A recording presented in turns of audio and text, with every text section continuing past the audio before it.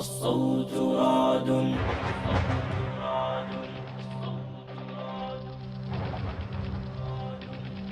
جرح يصارع شامنا يا قومنا.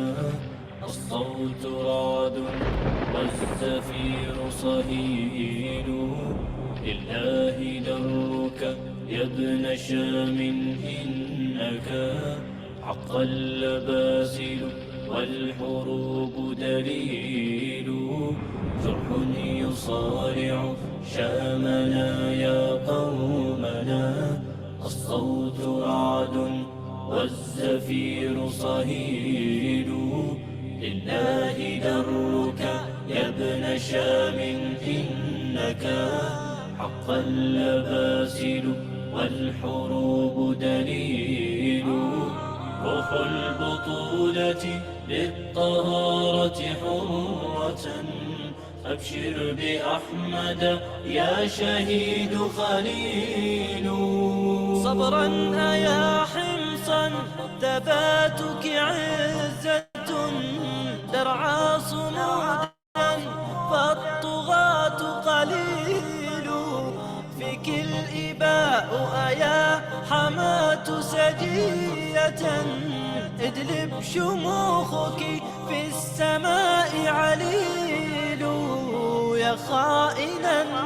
مهلا فيومك أسود حتما مصيرك صاغر وذليل. يا مسلمون توحدوا بعزيمة فالبغي أزهق أنفسا ويزيل. بشرى بفتح قادم ومؤزر.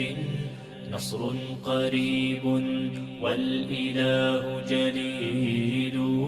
ستعود شام للحياة بهية. الله أكبر يصدح التهليل. بشرى بفتح قادم ومؤزر. نصر قريب والإله جليل. ستعود شام للحياة بهية. الله أكبر يصدح التهليل. والزهر يورق والجداول ترتوي. تهفو الحمامة والغناء هديل.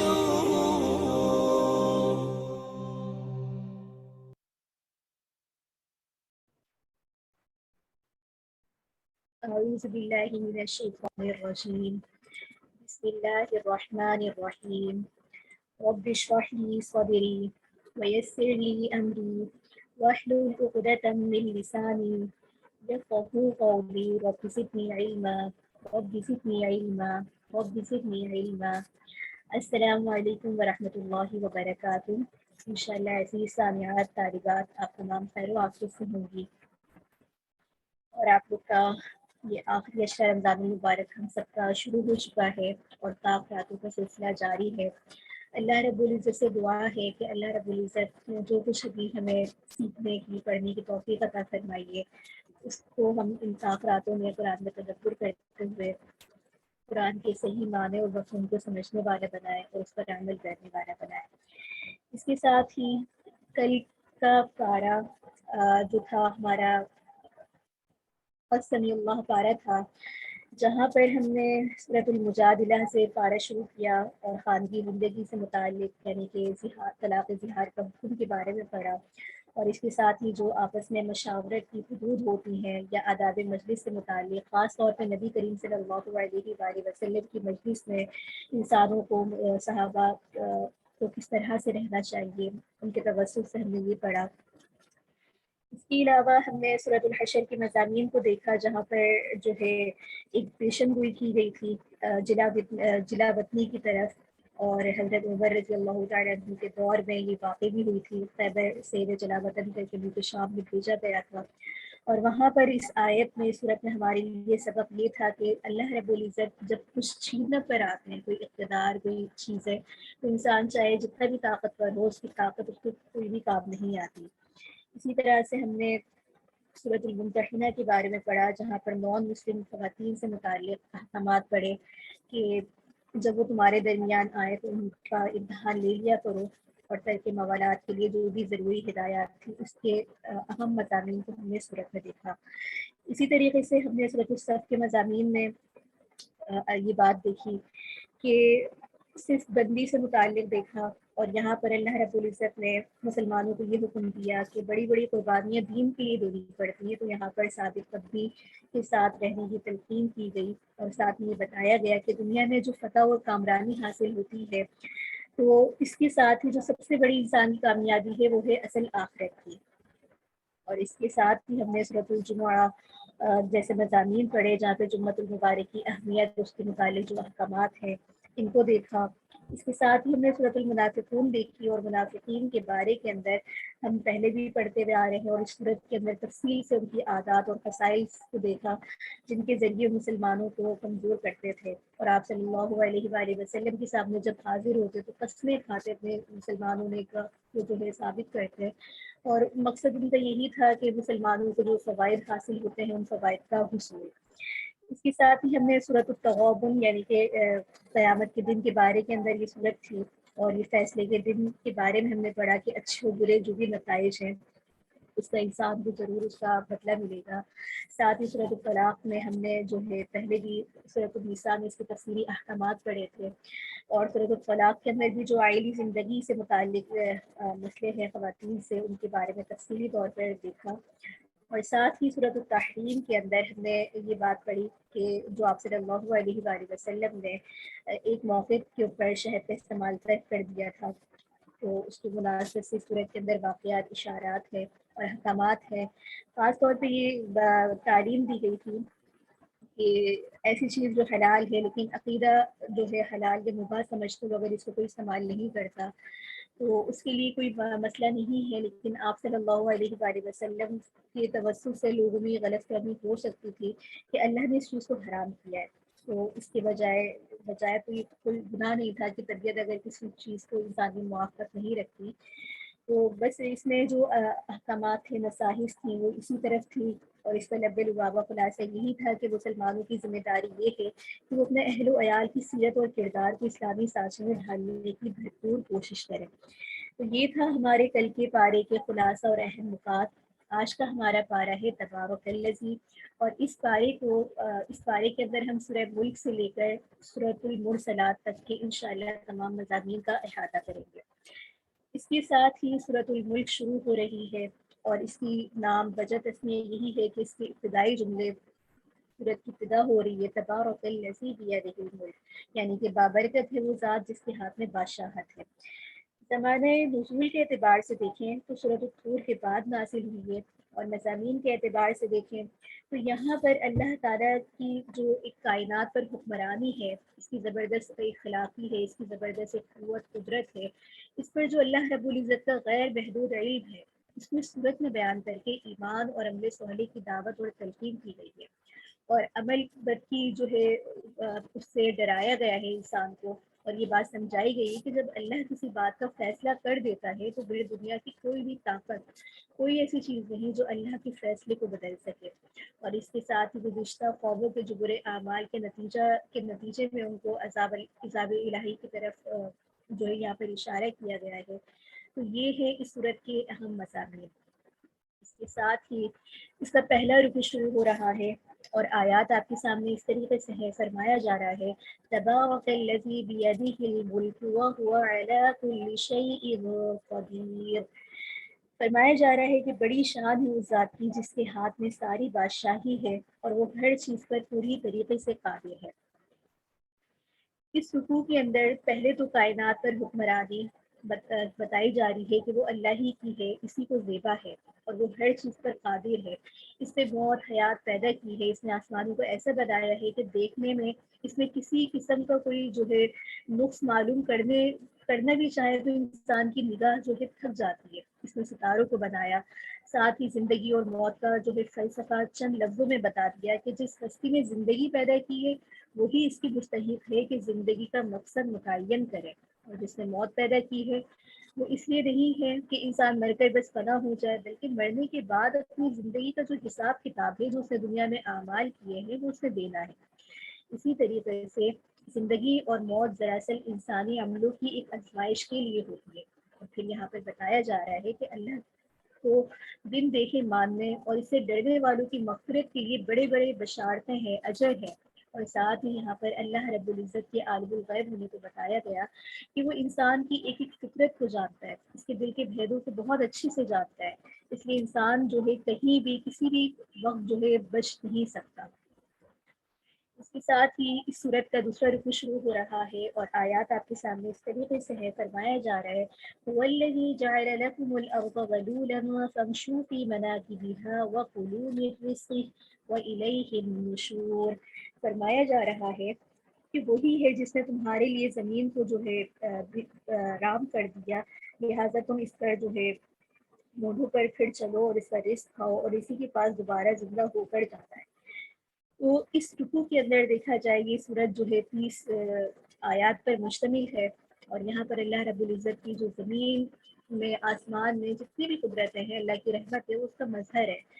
اور یہاں پر انسان کی جو بہت ساری ضروریات ہیں اس کا تذکرہ کر کے بتایا جا رہا ہے کہ یہ سب انسانوں کی پیدا کی ہوئی نہیں ہے کہ وہ اور خدا تو چاہتا ہے کہ آسمان اور زمین جن سے انسان رزق حاصل کرتا ہے،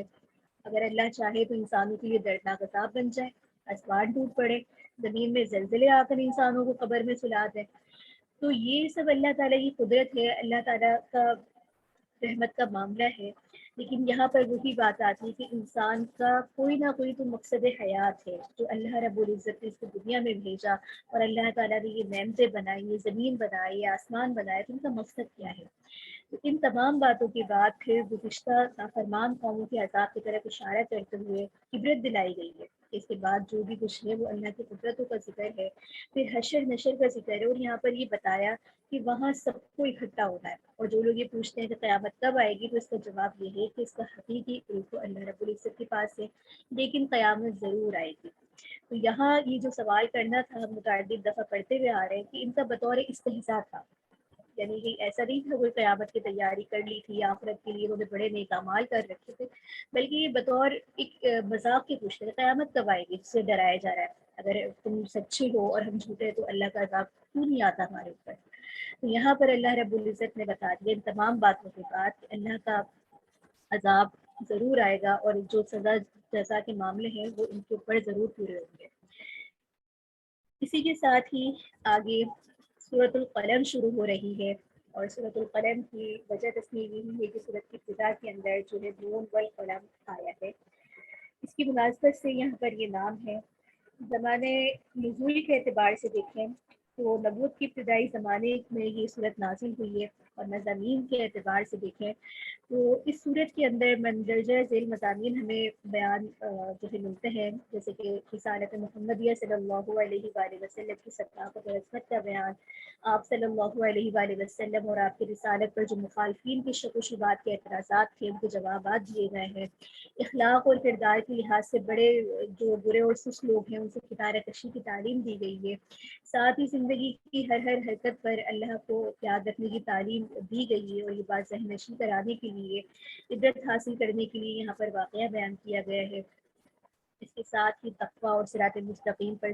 صبر کے ساتھ قائم رہنے کی اور اللہ کی طرف رجوع رہنے کی تعلیم دی گئی ہے، اور انبیاء علیہ السلام میں سے حضرت یونس علیہ السلام کا قصہ ذکر کیا کہ وہ سخت مصیبت میں مصیبت تکلیف کے باوجود بھی وہ اللہ کی طرف رجوع کرتے رہے، تو اللہ سے لو لگانے کے سبب اللہ نے ان پر رحم و کرم کا معاملہ فرمایا۔ اور اس کے ساتھ ہی اس کے مضامین میں یہ بات بھی ہے کہ منکرین حق اور رسالت محمدیہ صلی اللہ علیہ وآلہ وسلم کی تصدیق کرنے والوں کو عذاب آخرت کی وعید سنائی گئی ہے۔ اس کے ساتھ ہی اس کا پہلا رکوع شروع ہو رہا ہے، اور آیات آپ کے سامنے اس طریقے سے ہے، فرمایا جا رہا ہے نون والقلم وما یسطرون ما انت بنعمت ربک بمجنون۔ تقریباً 33 آیات پر یہ رکوع مشتمل ہے، اور فرمایا جا رہا ہے کہ نون، اے پیغمبر صلی اللہ علیہ وآلہ وسلم قسم ہے قلم کی اور اس چیز کی جو وہ لکھ رہے ہیں۔ تو یہاں پر اس رکوع کے اندر دیکھا جائے جو مضامین ہے، تو پہلے تو آپ صلی اللہ علیہ وآلہ وسلم کی جو شان ہے وہ بتائی گئی، اور پھر آپ صلی اللہ علیہ وآلہ وسلم کے اوپر کیے جانے والے جو اعتراضات تھے، وہ کہا کرتے تھے کہ نعوذ باللہ یہ جو ہے مجنون ہے اور یہ دیوانے ہیں، ان کو تو کوئی ہوش اور عقل ہی نہیں ہے۔ طرح طرح کی باتیں نبی کریم صلی اللہ علیہ وآلہ وسلم کے بارے میں یہ لوگ کیا کرتے تھے، اور اس کا مقصد صرف یہی تھا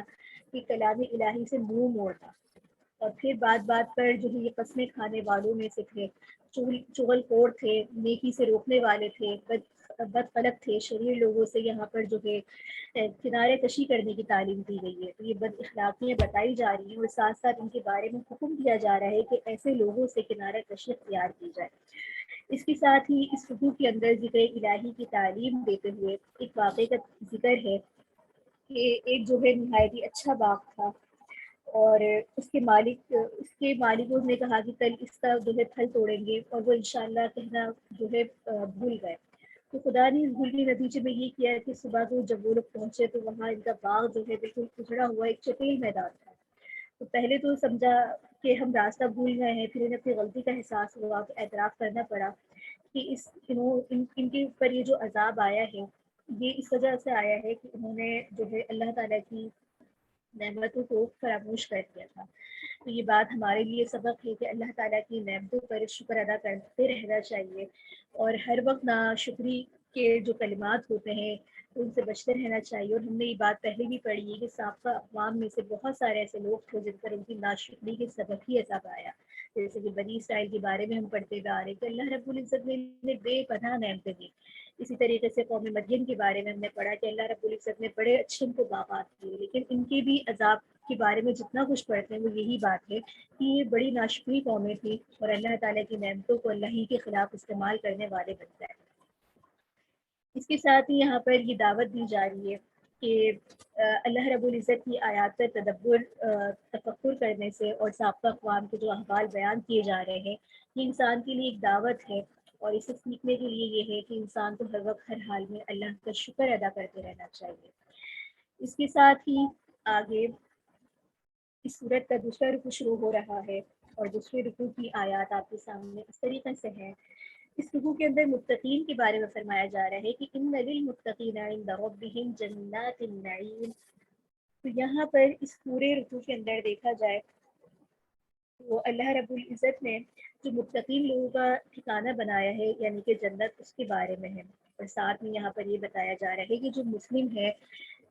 اور جو مجرم ہے وہ برابر نہیں ہو سکتے، اور جو لوگ ایسا سمجھتے ہیں تو یہ ان کی اپنی غلط فہمی ہے۔ اس کے ساتھ ہی یہاں پر منکرین اور تکذیب کرنے والوں کو عذاب آخرت کے بارے میں ڈرایا جا رہا ہے، اور ساتھ ساتھ یہ جو ہے یہ بتایا جا رہا ہے کہ تبلیغ حق اور دعوت حق کی جو ہے دعوت دیتے رہے،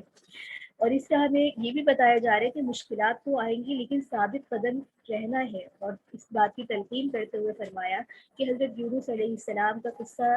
کا یہاں پر ذکر ہے کہ وہ سخت تکلیفیں تھی، مصیبتوں میں گرفتار تھے، لیکن اپنے رب کی طرف جو ہے رجوع کرتے رہے، گڑ گڑا کر دعا کرتے رہے، تو اللہ رب العزت نے ان کی دستگیری کی اور اپنے رحم و کرم سے ان کو نوازا۔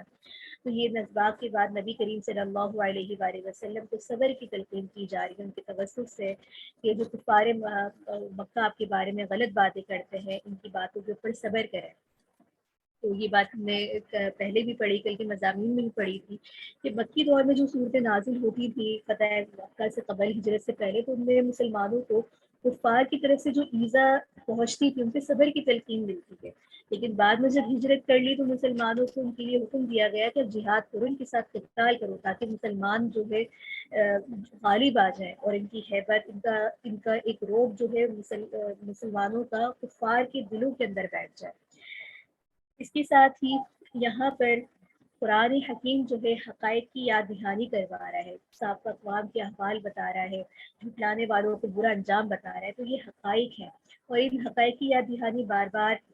تقریباً ہر رکوع کے اندر، ہر آیات کے اندر مل رہی ہے، اور اس کا مقصد یہی ہے کہ انسان اس طرف اپنی توجہ دے اور اللہ کی طرف رجوع کرے۔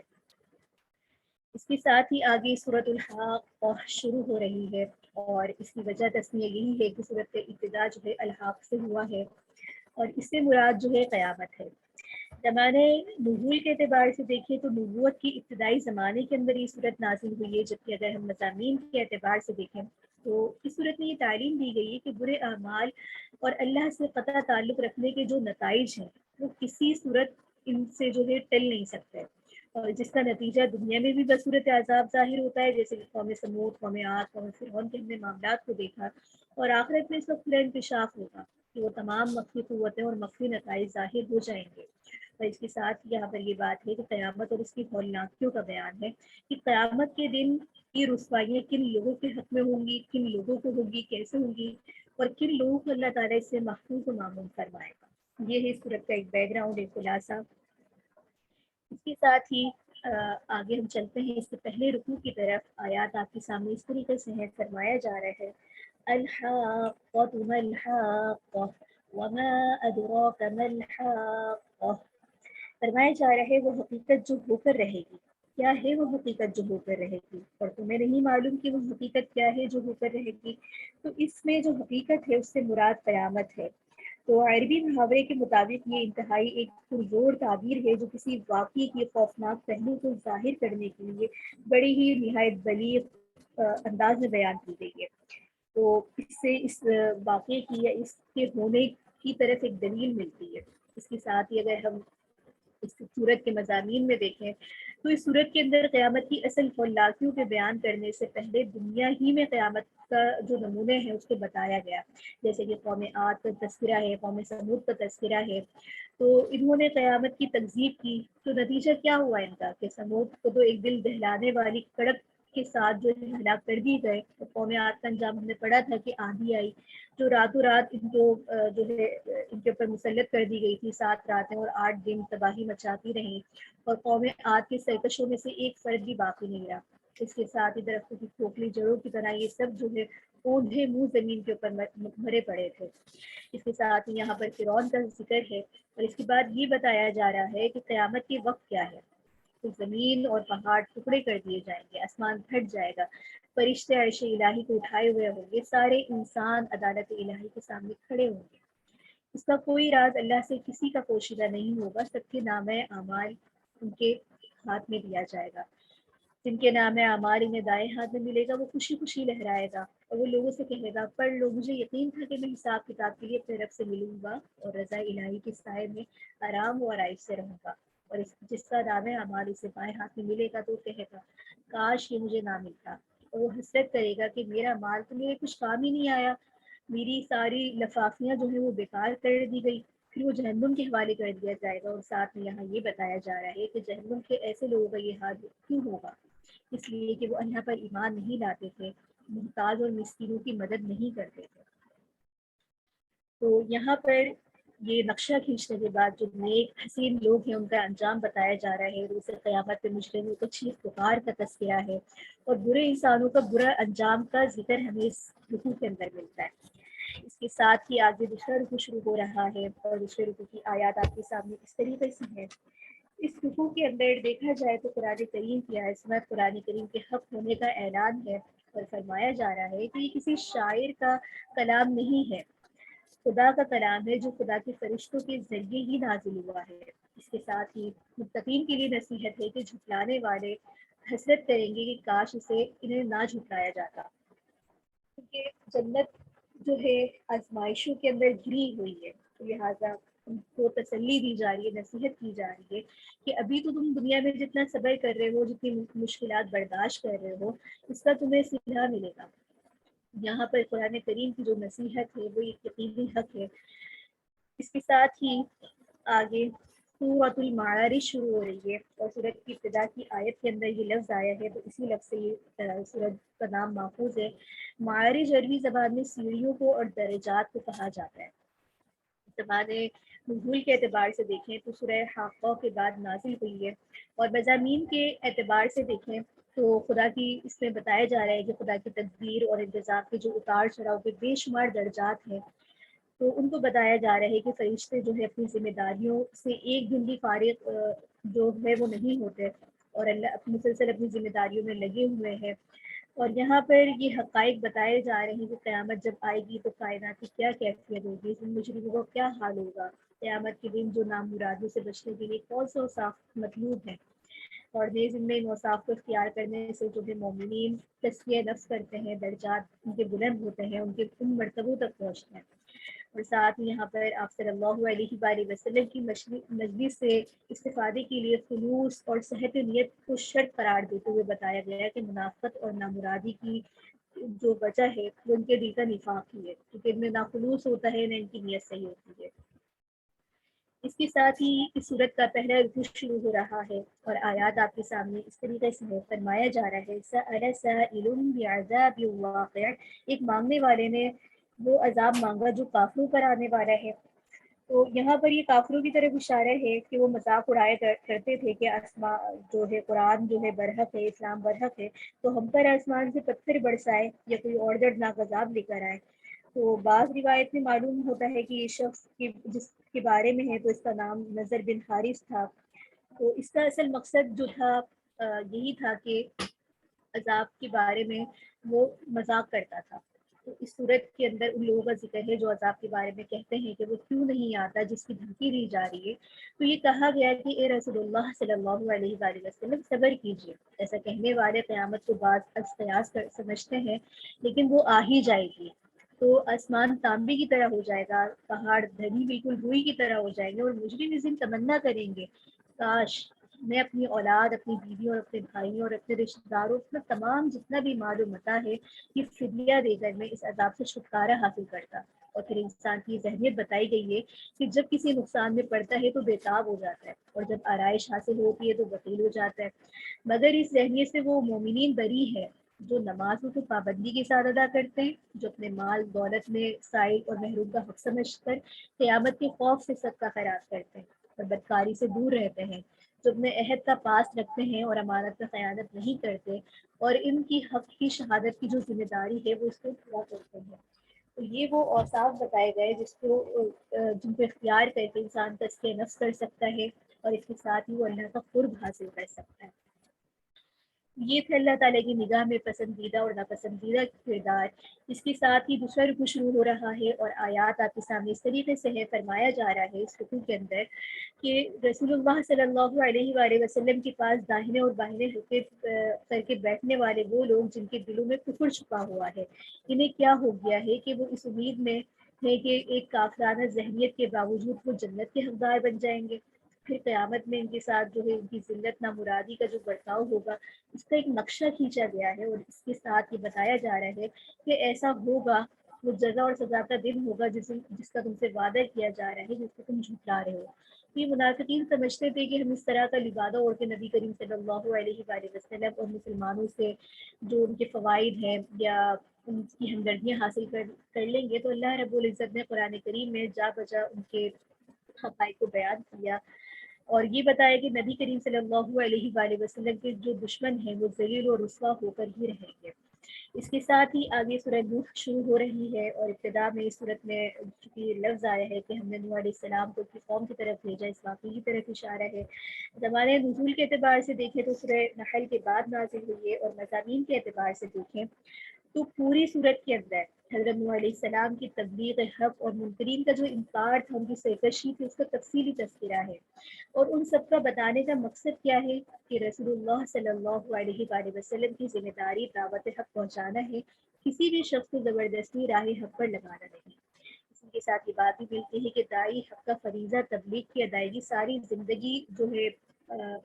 اس پہ ختم ہو جانی ہے۔ اب کوئی شخص اس کی دعوت پر لبیک کہے تو یہ داعی حق کا کام نہیں ہے، یا وہ ناکام ہو گیا، کیونکہ کامیاب وہ شخص ہے جو اپنی ذمہ داری کو پورا کرتا ہے، اور ناکامیاب وہ شخص بتایا گیا ہے جو دعوت آنے کے باوجود بھی اس کو قبول نہیں کرتا۔ اور یہاں پر یہ بات بھی ہے کہ اتمام حجت کے بعد جو ہے نتیجہ عمل سے ظاہر ہو کر رہتا ہے۔ اس کے ساتھ ہی یہاں پر یہ بتایا جا رہا ہے کہ اللہ کے جو فیصلے ہیں اس کو بدلنے کی کوئی بھی دنیا کی کوئی طاقت اس چیز کی قوت نہیں رکھتی ہے۔ اور ساتھ میں یہ بات بتائی جا رہی ہے کہ اللہ تعالیٰ اپنے متقی بندوں کو جو آزمائشیں دیتا ہے دنیا کے اندر، آخرت میں ان کے لیے اس کا جو ہے ایک اجر ہوتا ہے، اور یہ مصائب اس لیے ہوتی ہیں کہ ان کا امتحان لینا مقصود ہوتا ہے۔ اس کے ساتھ ہی یہاں پر یہ بات ہے کہ دائی حق جو ہے انسانیت کی فلاح کے لیے ہمدردی دلسوزی سے سرشار ہوتا ہے۔ اگر کسی کے لیے بددعا کرتا بھی ہے تو اتمام حجت کے بعد وہ بھی کسی جذبہ انتقام کے ماتحت نہیں ہوتا، نہ ہی اپنے کسی ذاتی نفع و آرام کے جذبے کے لیے ہوتا ہے، بلکہ دوسرے بندگان خدا کی بھلائی اور ہمدردی کی خاطر ہوتا ہے۔ جیسے کہ ہم نے حضرت نوح علیہ السلام کے واقعات میں پہلے بھی یہ بات پڑھی تھی کہ انہوں نے اپنے قوم کے حق میں بددعا فرمائے، تو اس کا مقصد یہی تھا کہ وہ قوم اپنی سرکشی میں اس قدر تجاوز کر گئی تھی، آگے بڑھ گئی تھی کہ وہ دوسرے لوگوں کو بھی اس کا جو ہے نقصان پہنچ رہا تھا۔ تو یہ تھا اس صورت کا ایک خلاصہ، ایک بیک گراؤنڈ۔ اس کے ساتھ ہی اس کا پہلا رکوع شروع ہو رہا ہے، اور آیات آپ کے سامنے اس طریقے سے ہے۔ فرمایا جا رہا ہے کہ اِنَّا أَرْسَلْنَا نُوحًا إِلَىٰ قَوْمِهِ أَنْ أَنذِرْ قَوْمَكَ مِن قَبْلِ أَن يَأْتِيَهُمْ عَذَابٌ قَرِيبٌ۔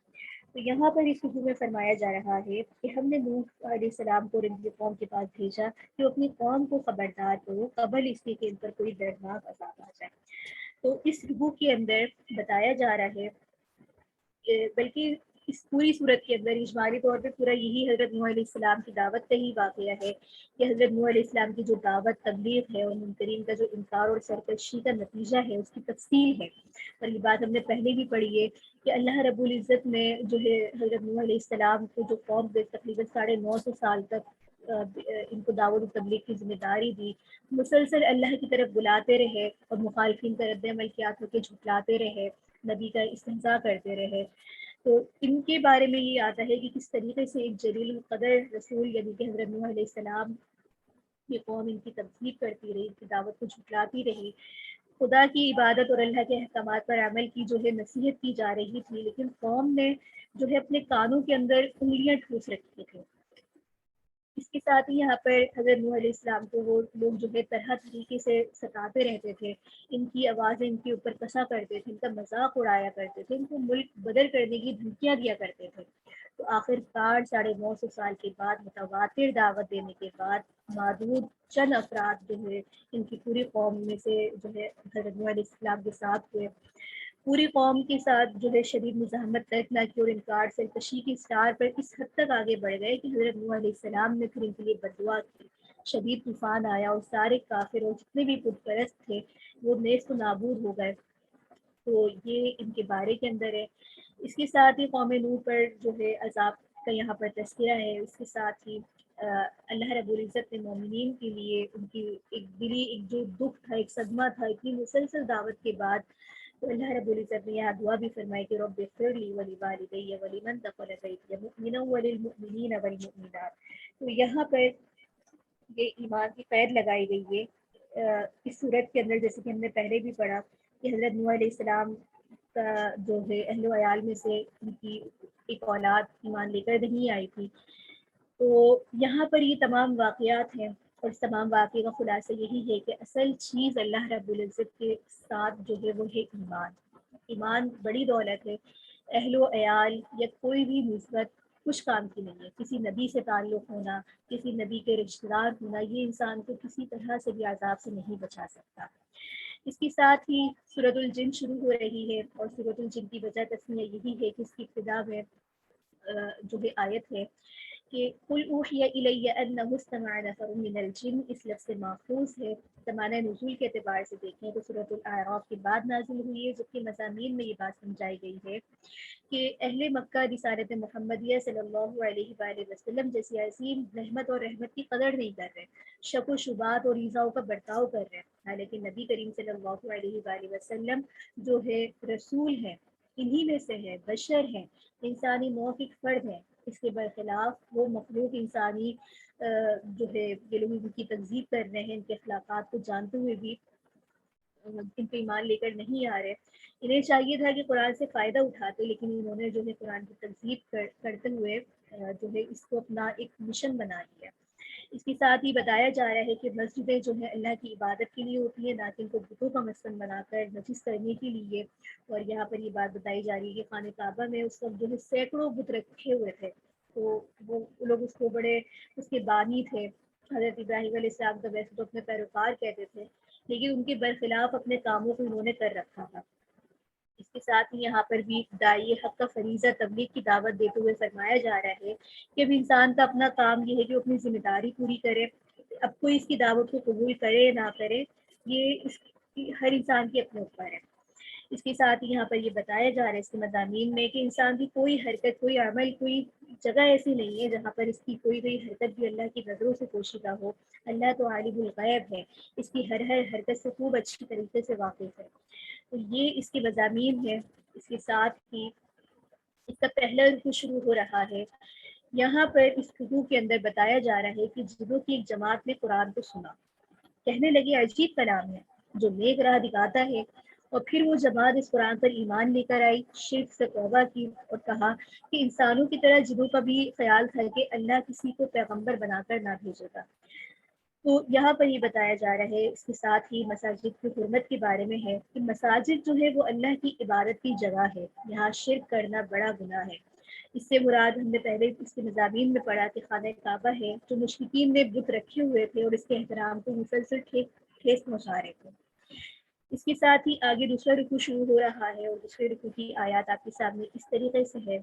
فرمایا جا رہا ہے کہ قل انما ادعو ربی ولا اشرک بہ احدا.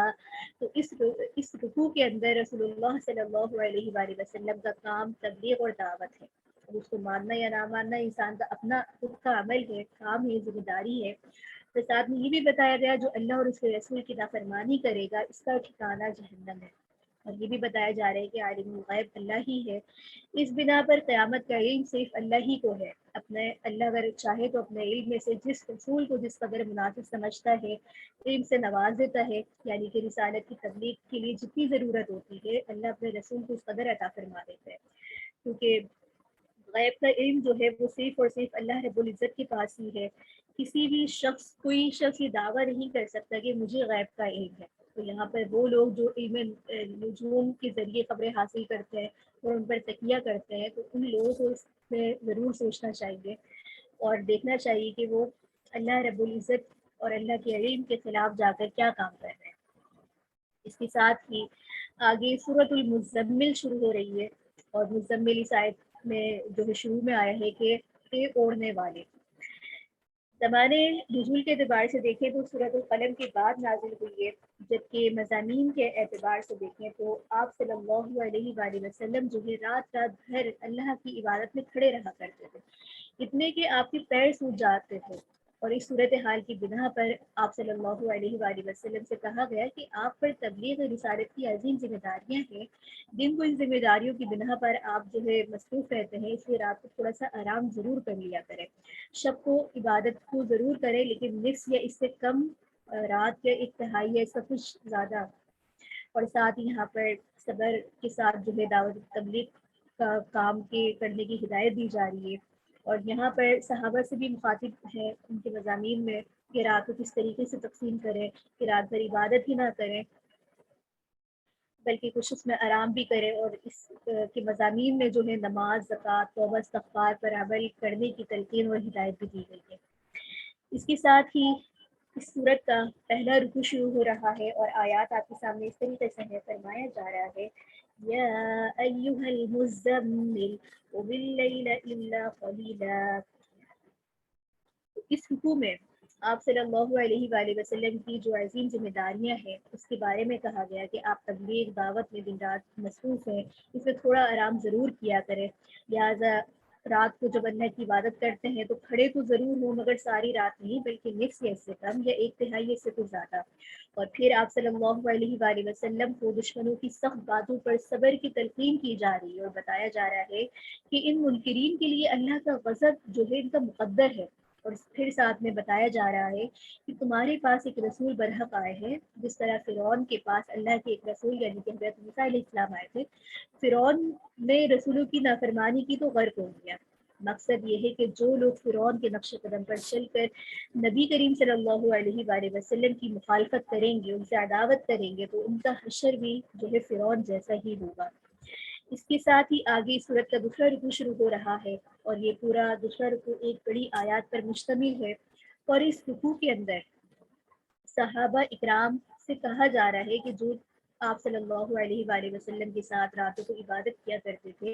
وہ بھی اسی طرح سے راتوں کو تقسیم کر لیں کہ ایک حصہ آرام کریں، ایک حصہ عبادت کے لیے کریں، اور آسانی سے جتنا قرآن ہو سکے اتنا پڑھا کریں، کیونکہ کچھ لوگ جو ہے مریض ہوتے ہیں، کچھ فکر معاش میں سرگردہ ہوتے ہیں اور کچھ جہاد کرنے والے ہوتے ہیں، اس لیے اس کی آیت سے فائدہ اٹھائیں۔ اس کے ساتھ ہی پھر یہاں پر آخر میں نماز اور زکوٰۃ کا حکم دیا جا رہا ہے، اور کہا جا رہا ہے کہ ہمیشہ توبہ اور استغفار کرتے رہیں۔ تو اللہ رب العزت نے قیام اللیل کا پہلے حکم دیا، اس کے بعد اس حکم میں تخفیف فرمائی، اور اس کا مقصد یہ ہے کہ انسان کے جسم کا بھی انسان کے اوپر حق ہوتا ہے، اور انسان جو آرام یا استراحت کرتا ہے تو اس سے بھی مقصود یہ ہوتا ہے کہ چست و توانا ہوگا تو مزید اچھے سے عبادت کر سکے گا۔ اس کے ساتھ ہی آگے سورۃ المدثر شروع ہو رہی ہے، اور اس کی ابتدائی آیت میں یہ لفظ محفوظ ہے۔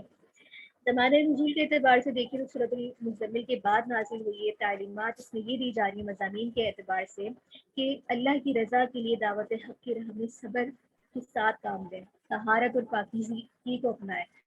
اس آیت الہی کی مخالفت اور انکار کرنے والوں کی عبرت کی کچھ جو ہے کیسے کیسے جراثیم ان میں ہیں، ان کی کیا سرگرمیاں ہیں، ان کے نتائج کیا ہیں ان کے فتنے فساد کا، یہ بتایا جا رہا ہے۔ اور اس کے ساتھ ہی بتایا جا رہا ہے کہ قیامت کے دن ذلت اور نامرادی سے یہ ایسے لوگ دو چار ہوں گے۔ حقوق اللہ اور حقوق العباد کی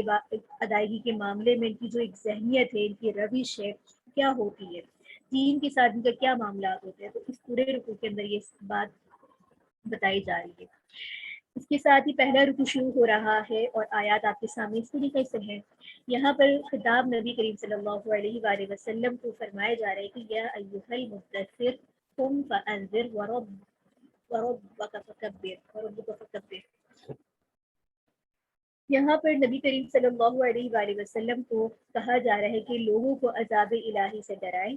کپڑوں کی پاکی اور صفائی کا لحاظ رکھیے، اپنے رب کی رضا کی دعوت کے حق جو ہے دیتے رہے صبر کے ساتھ، اور پھر زمین پر اکڑ کر چلنے والوں، فتنہ فساد مچانے والوں، آیات الہی کی مخالفت کی جو سرگرمیوں میں لگے ہوئے ہیں ان کا تذکرہ کرتے ہوئے ان کے لیے بتایا جا رہا ہے کہ ان کے لیے جو ہے جہنم کی آگ تیار ہے، انہیں اس کے بارے میں جو ہے خبردار کر دیں۔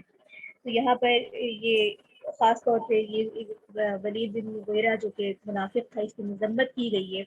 اور اس کے نفاق کو بتاتے ہوئے جہنم کے ہلاکیوں کا تذکرہ ہے۔ اس کے ساتھ ہی ہمیں ان آیات کی یہ بات بھی ملتی ہے کہ جہنم پر تقریباً 19 فرشتے معمور ہیں جو اس کی نگرانی کر رہے ہیں، اور اس میں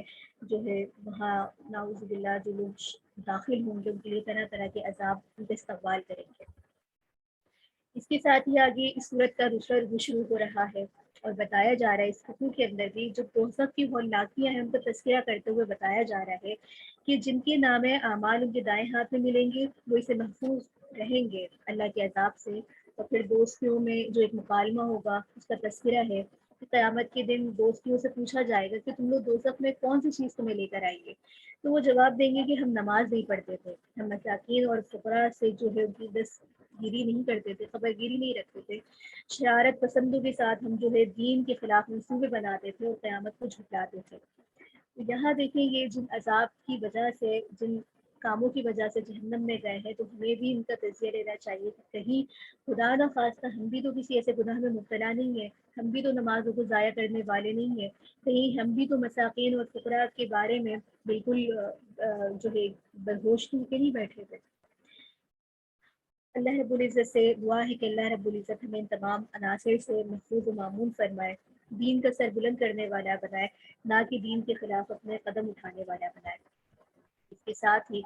یہاں پر یہ بات بتائی جا رہی ہے کہ یہ جتنا بھی جو حق سے اعراض کرتے تھے اس کا سبب کیا تھا، یہ صرف ان کا سبب یہی تھا، یہ آخرت سے انکار کرتے تھے، آخرت کے اوپر انہیں یقین ہی نہیں تھا کہ آخرت بھی قائم ہوگی، جزا سزا کا کوئی معاملہ ہوگا، بلکہ یہ اسی تردد میں تھے کہ بس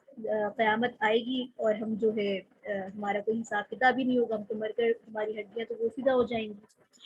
اس کے ساتھ ہی یہاں پر دوبارہ یہ بات بتائی جا رہی ہے کہ قرآن جو ہے حقائق کی یاد دہانی کروا رہا ہے، یہ حقائق ہے، یہ سچائی ہے، قیامت کا وعدہ ہے، جزا سزا کا وعدہ ہے، یہ تمام وعدے برحق ہیں اور یہ ہو کر رہیں گے۔ اس کے ساتھ ہی آگے سورۃ القیامہ شروع ہو رہی ہے، اور قیامہ کا جو لفظ ہے اس لفظ میں پہلا ہی نام اس صورت میں آیا ہے۔ مضامین کے اعتبار سے دیکھیں تو پوری صورت جو ہے قیامت کے مختلف دلائل پر مشتمل ہے، اور کائنات میں جو آثار ہیں اس پر دلیل ہے کہ انسان کی فطرت پر دلیل ہے، کہ انسان کے جسم میں روح پر دلیل ہے، انسان کی عقل اس کو سوچنے کے اوپر دلیل ہے، انسان کی پیدائش سے لے کر موت تک کے جتنے معاملات ہیں، اس کی کیفیت ہے، ان کے درجات ہیں، ان سب پر دلیل ہے۔ اس کے ساتھ یہاں پر اس کے مضامین میں یہ بات ہے کہ قیامت کا انکار اور آخرت کی جو فراموشی کی ان کی ایک روش ہے، اس کا مقصد صرف یہی ہے کہ دنیا کی حرص کے اندر یہ لوگ مبتلا ہیں، دنیا کی محبت میں مبتلا ہیں۔ اس کے ساتھ ہی پہلا رکوع شروع ہو رہا ہے، اور پہلے رکوع کی آیات آپ کے سامنے اس طریقے سے ہے، فرمایا جا رہا ہے لا اقسم بیوم القیامہ ولا اقسم بالنفس اللوامہ، میں قسم کھاتا ہوں قیامت کے دن کی، اور قسم کھاتا ہوں ملامت کرنے والے نفس کی، کہ ہم انسان کو ضرور دوبارہ زندہ کریں گے۔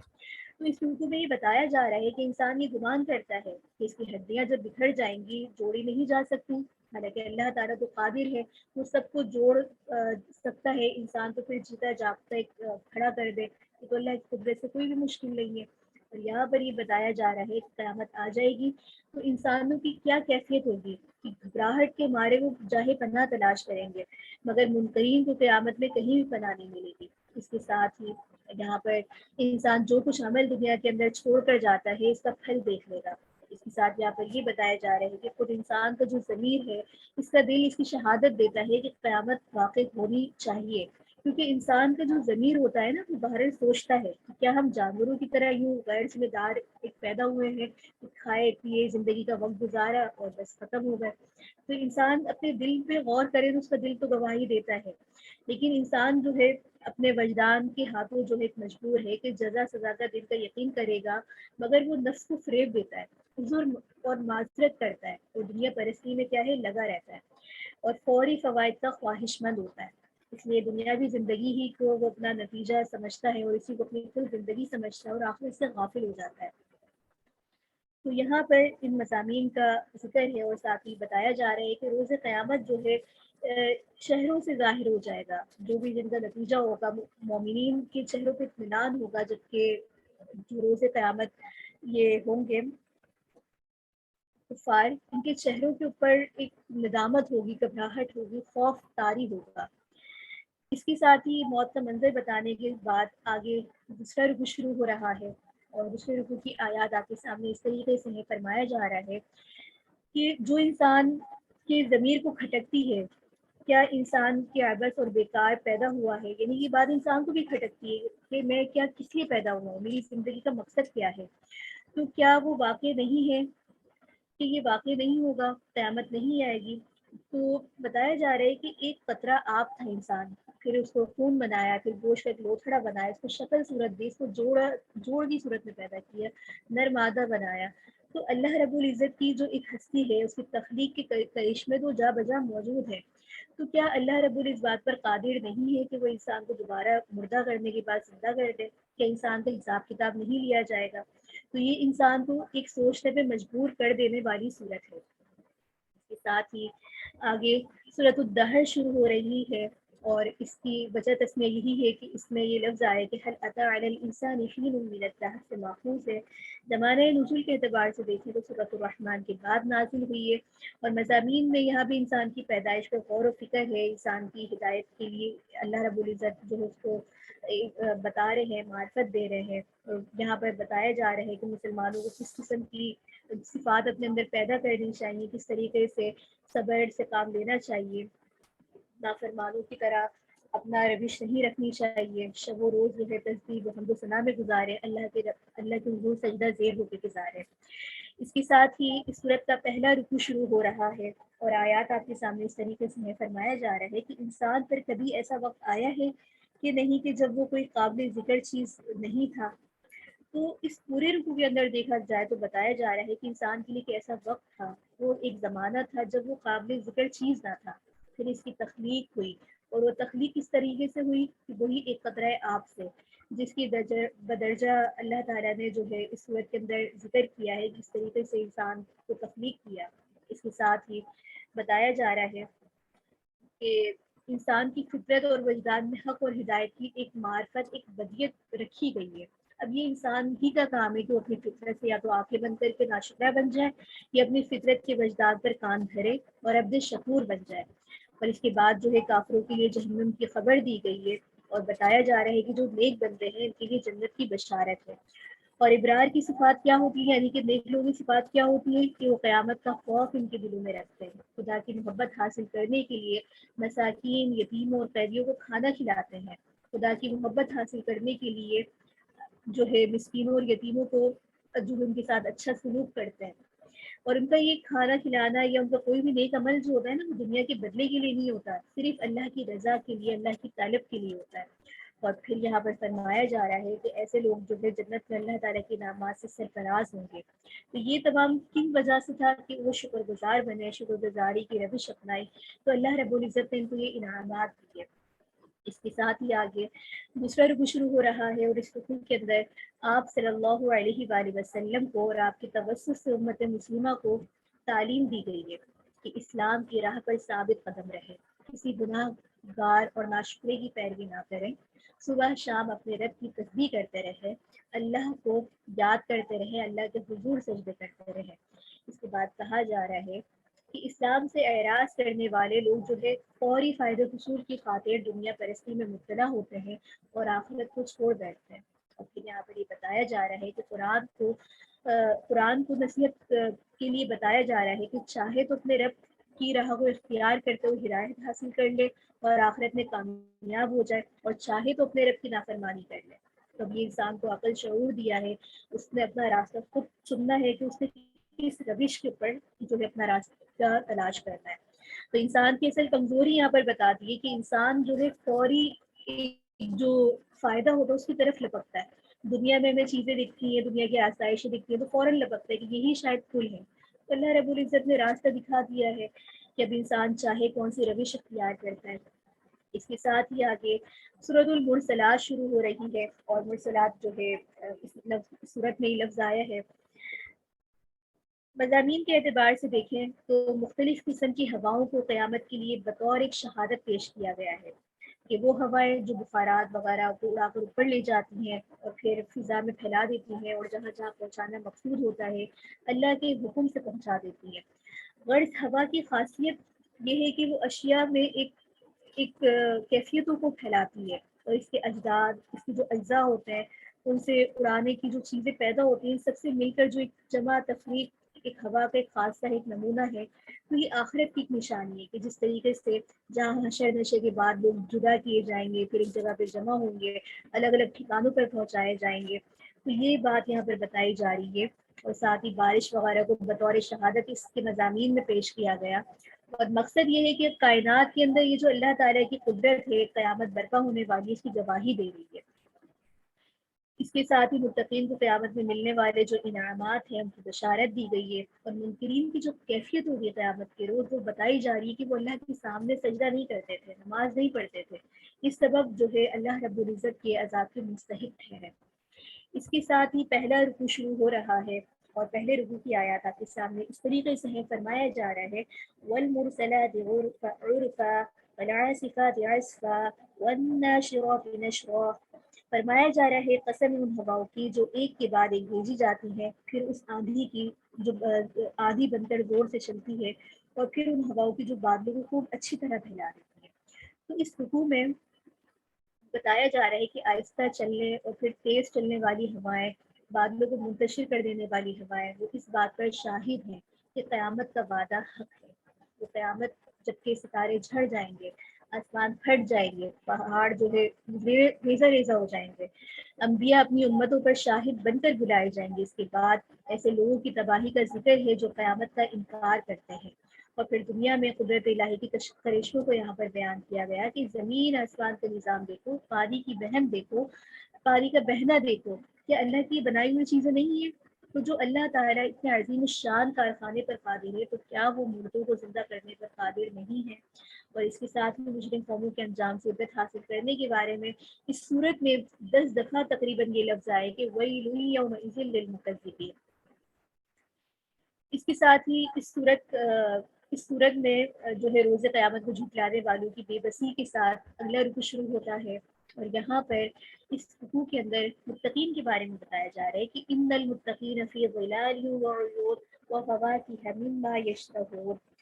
بتایا جا رہا ہے کہ جن لوگوں نے تقوی اختیار کیا بے شک وہ سائے اور چشموں کے درمیان ہوں گے اور اپنے رب کے من پسندیدہ میووں کے درمیان ہوں گے. ان سے کہا جائے گا مزے سے کھاؤ پیو ان اعمال کی بدولت جو تم کیا کرتے تھے. تو اس رکوع کے اندر متقین لوگوں کی تعریف کرتے ہوئے کہا گیا کہ آخرت پر جو انعامات اللہ رب العزت کی طرف سے ہوں گے ان کا ایک بڑا حسین منظر پیش کیا گیا. اور ساتھ ہی جو قیامت کو جھٹلانے والے ہیں ان کو عذاب سے ڈرایا جا رہا ہے اور کہا جا رہا ہے کہ جھٹلانے والے وہ لوگ ہیں جو اللہ کے سامنے سجدہ نہیں کرتے, نماز پڑھنے والوں کے ساتھ نماز نہیں پڑھتے, اور اگر ان سے کہا بھی جاتا ہے کہ نماز پڑھو تو کہتے کہ نہیں پڑھتے. تو یہ ایک مجرموں کا اور ایک پرہیزگاروں کا حال بیان کیا جا رہا ہے اس رکوع کے اندر. اور اس تمام مضامین میں آج کے اگر ہم دیکھیں تو ہم نے یہ خلاصہ پڑھا کہ قیامت کی ہولناکیوں کا تذکرہ پڑھا, قیامت کے واقع ہونے کے اوپر اللہ رب العزت نے طرح طرح کے دلائل قائم کیے اور انسان کی توجہ دلوائی گئی ان قدرتوں کی طرف جو کہ اللہ تعالیٰ کی آسمان میں بھی ہے, زمین میں بھی ہے, آسمان سے بھی انسان فائدہ حاصل کر رہا ہے. نشانی اللہ تعالیٰ بتا رہا ہے جو آسمان کے اندر ہوائیں, بادل, یہ تمام نشانیاں ہیں. تو ان چیزوں سے بتانا مقصود یہ ہے کہ انسان شکر گزار بنے اور شکر گزار بننے کے ساتھ ساتھ اس بات پہ شکر ادا کرے اور اپنے مقصد حیات پر غور کرے کہ اللہ نے مجھے کس مقصد کے تحت اس دنیا میں بھیجا ہے. یہ چھوٹی چھوٹی چیزیں جن کو ہم سمجھتے ہیں یہ نعمتیں ہیں, یہ ہوا ہے, یہ پانی ہے, تو جب یہ بے مقصد نہیں ہے تو ایک جیتا جاگتا انسان وہ بلا مقصد کیسے ہو سکتا ہے, اس کی زندگی کا کوئی مقصد کیسے نہیں ہو سکتا. اور اللہ تعالیٰ نے ہر چیز کو جب فائدے کی بنایا ہے تو کیا انسان جو دنیا میں اچھے اعمال کر رہا ہے یا جو برے اعمال کر رہا ہے اور اپنی زندگی کو جن جن کاموں میں جو لوگ صرف کر رہے ہیں تو کیا ان کا حساب کتاب نہیں ہوگا. تو آج کے مضامین ہمارے ذہن میں یہ سوالات کلک کرتے ہیں اور ہمیں چاہیے کہ ہم ان پہ سوچیں, اللہ کا شکر ادا کرنے والے بنیں. اس کے ساتھ آج کا ہمارا خلاصہ مکمل ہوتا ہے. کل انشاءاللہ ہمارے خلاصے قرآن کا جو سفر جاری ہوا تھا انشاءاللہ کل اس کا آخری ہمارا پارہ ہے. تو یہاں تک اگر آپ سامعین کی کوئی سوالات ہیں تو آپ ضرور کر سکتی ہیں, ہمارے پاس ابھی چند سیکنڈ ہیں, آپ کے سوالات لے سکتے ہیں ہم ابھی. جزاک اللہ خیر.